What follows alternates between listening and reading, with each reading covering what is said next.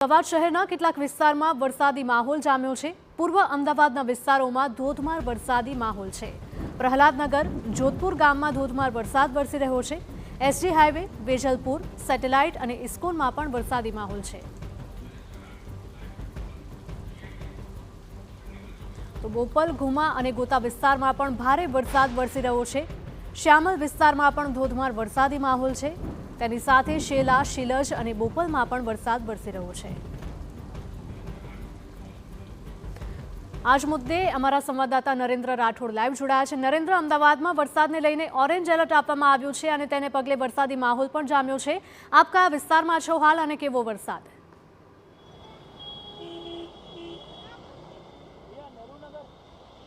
જે અમદાવાદના શ્યામલ વિસ્તારમાં હું અત્યારે હાલ ઉપસ્થિત છું અને જે પ્રકારે હવામાન વિભાગ દ્વારા આગાહી કરવામાં આવી હતી એ જ મુજબનો વરસાદ વરસતો જોવા મળી રહ્યો છે। આમ તો હવામાન વિભાગ દ્વારા જે આગાહી કરાઈ હતી એ 7 દિવસની આગાહી કરવામાં આવી હતી, પરંતુ એ પૈકી 2 દિવસ ઓરેન્જ એલર્ટ આપવામાં આવ્યું હતું અને એ જે ઓરેન્જ એલર્ટ આપવામાં આવ્યું છે એ જ મુજબનો વરસાદ અત્યારે હાલ આપને વરસતો જોવા મળી રહ્યો છે।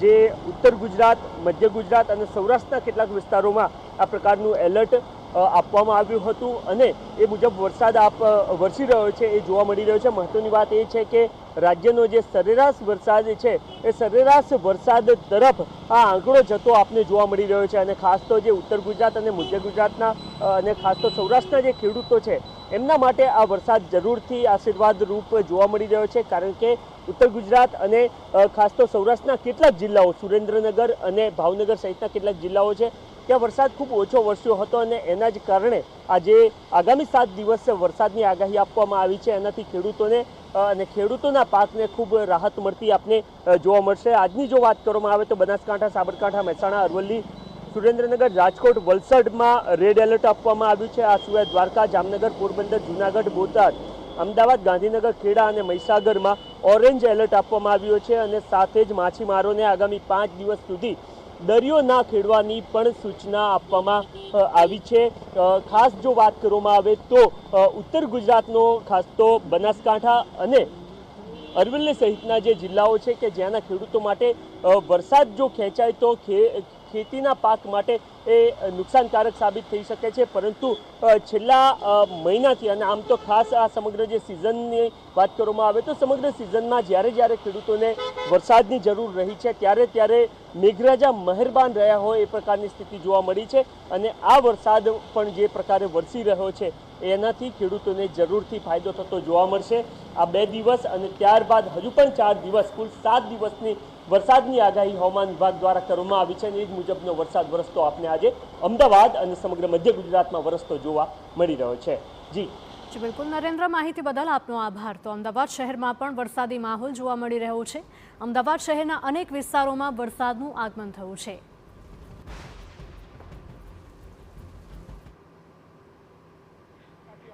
તો અમદાવાદના પ્રહલાદનગર, શ્યામલ 4 રસ્તા, જોધપુર ગામમાં પણ મેઘમહેર જોવા મળી રહી છે।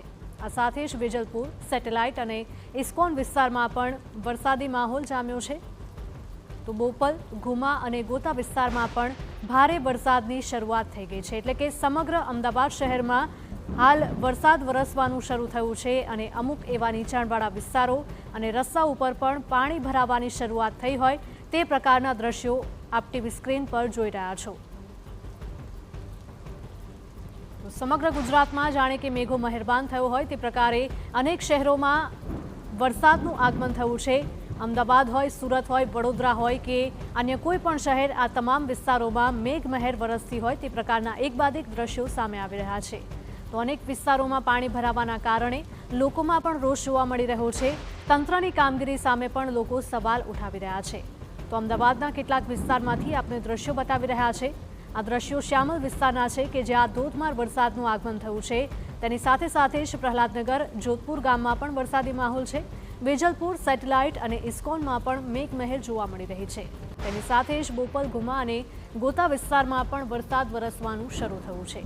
જે પ્રકારે હવામાન વિભાગ દ્વારા અમદાવાદમાં ઓરેન્જ એલર્ટ આપવામાં આવ્યું હતું અને એલર્ટને પગલે વરસાદનું આગમન પણ થયું છે।